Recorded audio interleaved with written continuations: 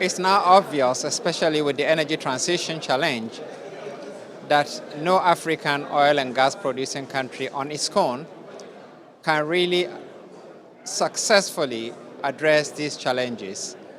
Apple did conduct a study last year or a year and a half ago on the imminent challenges that face Africa as a result of the energy transition. And we identified 4 of such challenges: finance, technology, expertise, and markets. And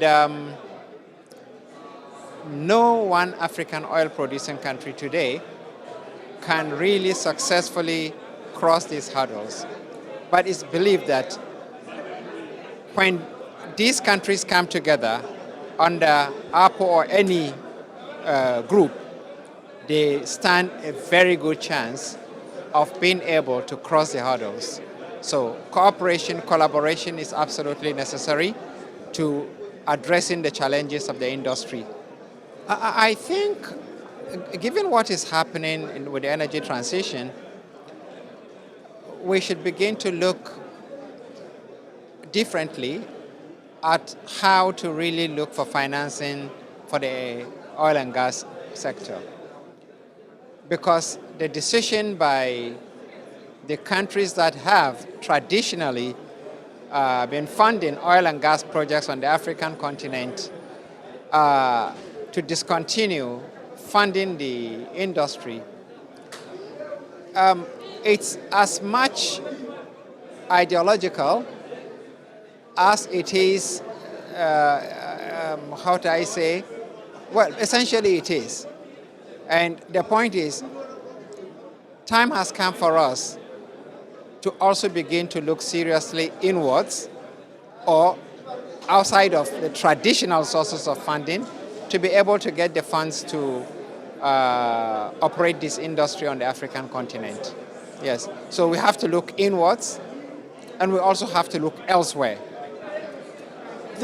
We started negotiations with the Afri-Exim Bank in May last year, establishing a huge institution like the Africa Energy Bank with at least 18 member countries as partners, with the Afri-Exim Bank, and open to other investors really isn't that easy.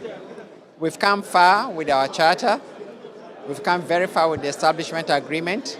We are now looking at identifying the country that is going to host the organization.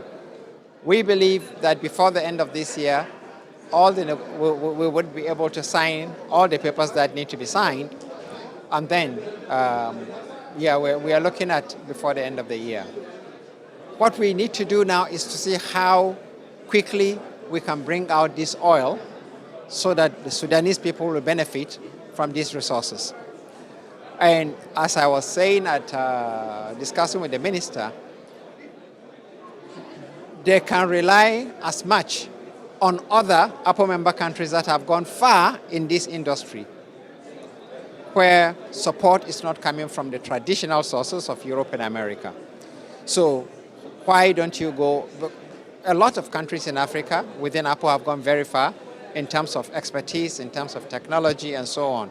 And South Sudan's membership of APO will certainly be a big boost to it in terms of getting the technology, the finance, and the expertise.